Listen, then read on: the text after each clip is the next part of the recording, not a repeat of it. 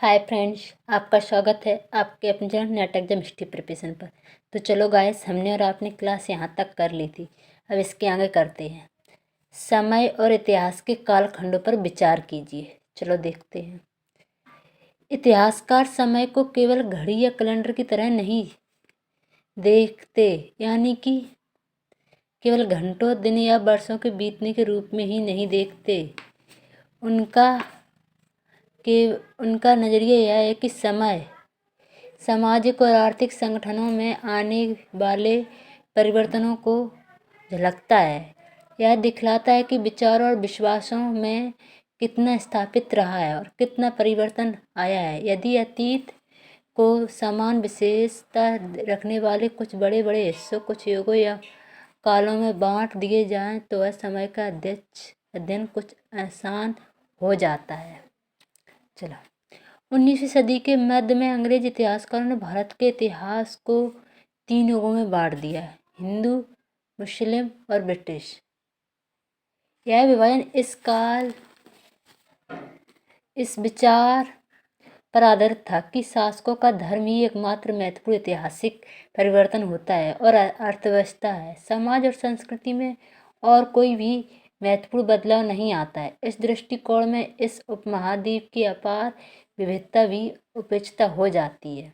चलो, इस काल विभाजन को आज बहुत कम इतिहासकार ही स्वीकार करते हैं। इस काल के विभाजन को अधिकतर इतिहास आर्थिक, सामाजिक और कारकों के आधार पर ही अतीत के विभिन्न कालखंडों की विशेषता तय करते हैं। पिछले साल आपने जो इतिहास पढ़े थे, उनमें प्राचीन समाजों में कई प्रकारों का समावेश था, जैसे शिकारी संग्राहक, प्रारंभिक दौर के कृषिकर्मी, शहरों और गांवों के निवासी और प्रारंभिक दौर के राज्य और साम्राज्य।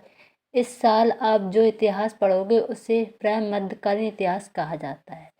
इसमें आपको कृषक समाजों के विस्तार, क्षेत्रीय और साम्राज्यिक राज्यों के उदय, कभी कभी तो ग्रामवासियों और वनवासियों की कीमत पर प्रधान का धर्मों के रूप में हिंदू धर्म, इस्लाम धर्म के विकास और यूरोप से व्यापारी कंपनियों के आगमन के बारे में और विस्तार से जानकारी मिलेगी। मतलब ऐसा है, जो आपने पिछले साल इतिहास पढ़ा वो प्राचीन था, अब पढ़ोगे मध्यकालीन इतिहास है। इसमें आप जो मध्यकाल में हो रहे परिवर्तन इसमें यहाँ तक देख लोगे आप कि यूरोपीय कंपनियों का आगमन तक। अब चलो यहाँ तक। भारत के इतिहास के ये 1000 साल अनेक बदलावों के साक्षी रहे हैं। आखिर 16वीं और 18वीं शताब्दियों, 8वीं या 11वीं शताब्दियों से काफ़ी भिन्न थी। इसलिए इस सारे काल को एक ऐतिहासिक इकाइयों के रूप में देखना समस्याओं से खाली नहीं है। फिर मध्यकाल की तुलना प्राय आधुनिक काल से की जाती है। आधुनिकता के साथ भौतिक उन्नति और बौद्धिक प्रगति का भाव जुड़ा हुआ है। इससे आशा यह निकला है कि मध्यकाल रूढ़िवादी था और उस दौरान कोई परिवर्तन हुआ ही नहीं, लेकिन हम जानते कि ऐसा कुछ नहीं था। मतलब मध्यकाल में हुआ है लेकिन ज़्यादा परिवर्तन नहीं हुआ है। अब इन हजारों वर्षों के दौरान इस उपमहाद्वीप के समाजों में प्रिय परिवर्तन आते रहे और कई क्षेत्रों की अर्थव्यवस्था तो इतनी समृद्ध हो गई, अर्थव्यवस्था उसकी मजबूत कितनी हो कि उसमें यूरोप की व्यापारिक कंपनियों को भी आकर्षित करना आरंभ कर दिया।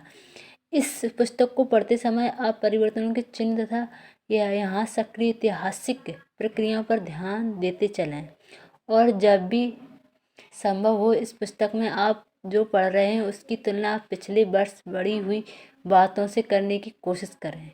जब भी संभव हो यह देखने की कहाँ बदलाव हुआ तो और कहाँ नहीं, और आज आपने आसपास की दुनिया पर नज़र डालकर यह भी देखें कि और क्या कुछ बदलता है वैसा ही। मतलब ये कहता है कि आप अगर पढ़ो भी तो इस तरीके से पढ़ो कि पिछली पुस्तक से और इस पुस्तक से कंपेयर करो।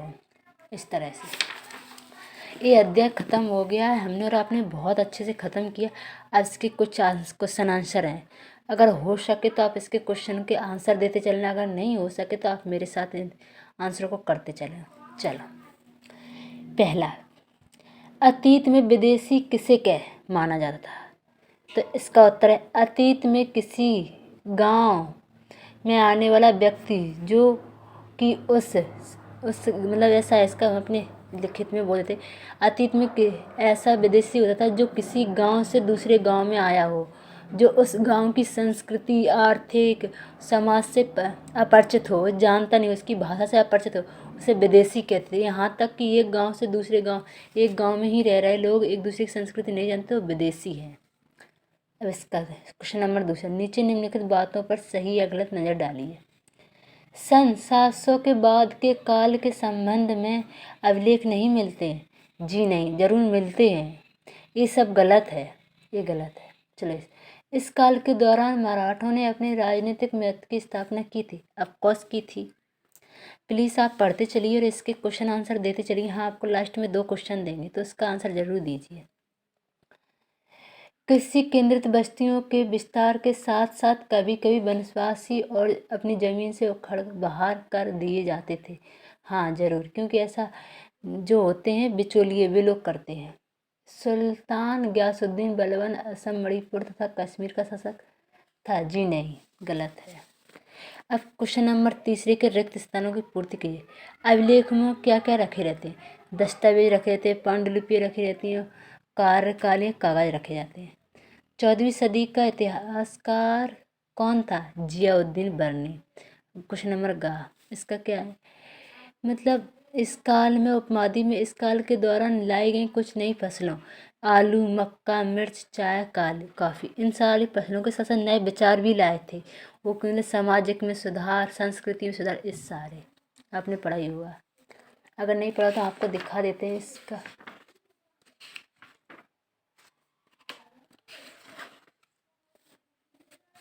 यहाँ देखो खान पान भी आया, आलू, मक्का, मिर्च, चाय और कॉफ़ी। ध्यान रहे कि ये तमाम परिवर्तन नई प्रौद्योगिकी फसलों उन लोगों के साथ आए जो नए विचार भी लेकर आए थे। परिणाम स्वरूप यह काल आर्थिक, राजनीतिक, सामाजिक, संस्कृति परिवर्तन का काल रहा है। जहाँ कृषि परिवर्तन रहा, उसका ये काल भी रहा है। चलो देखा भी। अब क्वेश्चन नंबर 4, इस काल में हुए कुछ प्रौद्योगिकी परिवर्तन की तालिका बनाओ। मध्य भारत में बड़े पैमाने पर बहुत सारे परिवर्तन हुए। एक तो पहले सिंचाई के लिए रहट का उपयोग हुआ और कटाई के लिए चरखों का इस्तेमाल हुआ और युद्ध के लिए बारूद हथियारों का उपयोग हुआ है। क्वेश्चन नंबर 5 में इस काल के दौरान हुए कुछ मुख्य धार्मिक परिवर्तनों की जानकारी दें। इस काल में हुए परिवर्तन निम्न है। पहला, नए देवी देवताओं की पूजा की। दूसरा, नए राजाओं ने नए मंदिर का निर्माण करवाया। ब्राह्मण और उलेमाओं को शासकों की संरक्षण में मिलने लगा। समाज में ब्राह्मणों की धात जमने लगी। 7वीं शताब्दी में इस्लाम का आगमन हुआ। उसमें कौन कौन 2 धर्म थे? शिया और सुन्नी। भक्ति आंदोलन की शुरुआत हुई। इसका यहाँ से। अब क्वेश्चन नंबर 6, पिछली कई शताब्दियों में हिंदुस्तान शब्द का अर्थ कैसे बदलता है? चलो, समय के साथ साथ अनेक शब्दों का अर्थ भी बदलता है। ऐसा ही हिंदुस्तान शब्द के साथ हुआ है। आज हम हिंदुस्तान शब्द राजनीतिक, भौगोलिक और राष्ट्रीय अर्थ जोड़ते हैं, जो पिछली सदियों में कभी नहीं हुआ। ऐसा है। इसका और विस्तृत पढ़ना है तो आपको यहाँ तक बता दें। तो ना इस 6वीं का आंसर अच्छे से लिखना है। अब प्लीज़ मेरे साथ अच्छे से कवर कीजिए, तो आपको हर चीज़ वो बताएंगे कि प्लीज़, लेकिन शेयर और सब्सक्राइब ज़रूर कीजिए। हमारे सब्सक्राइब बहुत कम है, इसलिए थोड़ा मन नहीं लगता। और आज प्लीज़ यहाँ से समय के प्रश्न नंबर 6 का उत्तर। समय के साथ शब्दों के अर्थ भी बदल जाते हैं। उदाहरण के लिए हिंदुस्तान शब्द ही लीजिए। आज हम इसे आधुनिक राष्ट्र भारत के अर्थों में लेते। 13वीं सदी में जब फारसी के इतिहास मिन्हाज सिराज ने हिंदुस्तान शब्द का प्रयोग किया था तो उसका आशय था क्या? मतलब हिंदुस्तान पूरे हिंदुस्तान के लिए नहीं किया था, सिर्फ पंजाब, हरियाणा और गंगा यमुना के बीच में स्थित इलाकों से था। उसने इस शब्द का राजनीतिक अर्थ में उन इलाकों के लिए इस्तेमाल किया था जो दिल्ली सुल्तान के अधिकार क्षेत्र में आते थे, जो मिन्ना सराय ने इसलिए किया था। अब सुल्तान के प्रसार के साथ साथ इस शब्द के अंतर्गत आने वाले क्षेत्र भी बढ़ते गए, लेकिन हिंदुस्तान शब्द में दक्षिण भारत का समावेश कभी नहीं हुआ। तो ऐसा नहीं हो कि दक्षिण भारत कभी हिंदुस्तान में शामिल नहीं हुआ। अब 16वीं सदी के आरंभ में बाबर ने हिंदुस्तान शब्द का प्रयोग किया। इसने कैसे किया? इस उपमा ने भूगोल, पशु पक्षियों और यहाँ के निवासियों की संस्कृति का वर्णन करने के लिए किया था। इसने राजनीतिक के अर्थ से किया था मीना जसराज ने, और बाबर ने उसकी भौगोलिक, पक्षी, संस्कृति, यहाँ व्यक्तियों के निवास के लिए किया था। यह प्रयोग 14वीं सदी के, अब देखो 14वीं सदी के अमीर खुसरो द्वारा प्रयुक्त हिंद के ही कुछ समान था, मगर जहाँ भारत को एक भौगोलिक और सांस्कृतिक तत्व के रूप में पहचाना जा रहा था, वहाँ हिंदुस्तान शब्द से और राजनीतिक और राष्ट्रीय अर्थ से नहीं जुड़े जो आज हम जोड़ते हैं। ऐसा है, देखो अच्छे से समझ में आ गया कि हिंदुस्तान शब्द का प्रयोग कई लोगों ने किया, ये नहीं किया, पर उसके अर्थ अलग अलग निकले। ये था जातियों के मामले में कैसे नियंत्रित किए जाते थे। चलो इसका आंसर आपको समझ में क्या लिखा है, बस आपको ध्यान से मेरे शब्द सुनना है कि मैं क्या बोल रही हूँ, क्योंकि उसमें लिखा है जो मत छोड़िए, क्योंकि समझ नहीं आएगा ना, छोड़िए। जातियों के मामले को इस तरह नियंत्रित किया जाता था कि मध्यकालीन भारत में जैसे जैसे खेती फैलने लगी, जंगल कम होने लगे, तो इसके चलते इस जंगल से कई लोग पलायन करने लगे, अन्य स्थानों पर रहने लगे। इस पर्यावास के कारण अब जाति व्यवस्था में बदलाव आने लगे। किसान सामाजिक और आर्थिक तौर पर अनेक उपजातियों में हैं, जिसके समाज जातियों में मतभेद हो गए। नई जातियों की व्यवस्था में मतभेद भी उभरने लगे, जिसके समाधान के लिए गांव में बड़े बुजुर्ग की अध्यक्षता में सभाओं में जाति पंचायतों का गठन किया गया। ये जातियों से जुड़े मामलों का निपटारा करते थे, साथ ही इसके लिए कुछ नियम बनाते जिससे उनको पालन करना पड़ता था। ऐसा है, मतलब ऐसा कैसा है, देखो हम आपको बता देते हैं। इसमें तो इतना था, देखो कई बार ऐसा होता है कि एक जगह से दूसरे गाँव, देखो जंगल के आए लोग गांव में बस जाते हैं, तो उनकी अलग संस्कृति, गांव के लोगों की अलग संस्कृति, तो वे आपस में मिलते जुलते तो कुछ मतभेद हो जाते हैं। अब जो मतभेद हो गया तो झगड़ा भी होगा, अब झगड़ा होगा तो कहीं ना कहीं निपटाना तो पड़ेगा।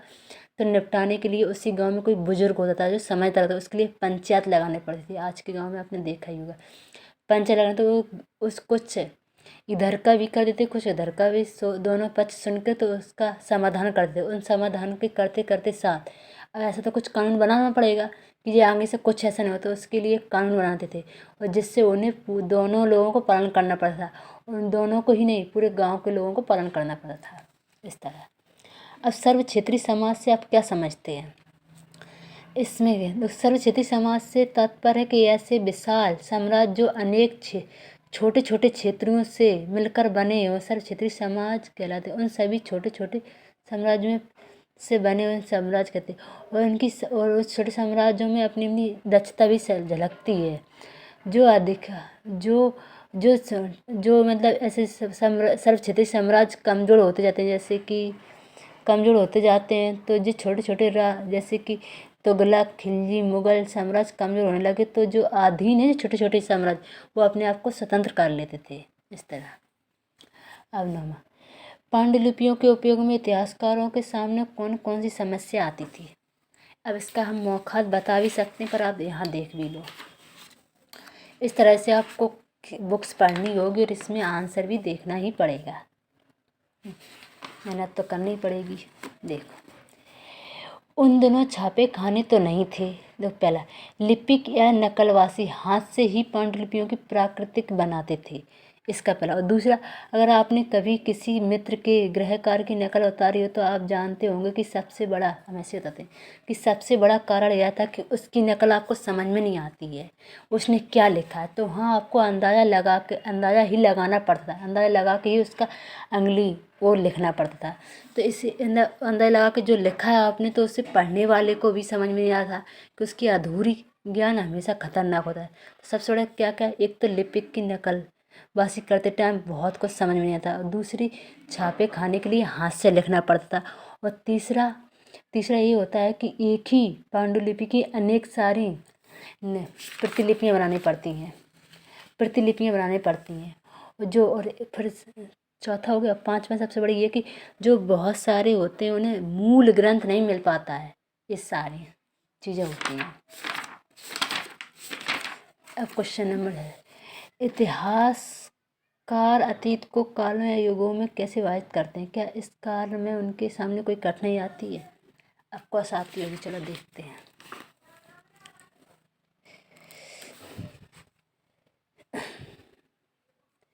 19वीं सदी के मध्य में अंग्रेज इतिहासकारों ने भारत के इतिहास को 3 युगों में बांट दिया, हिंदू, मुस्लिम और ब्रिटिश।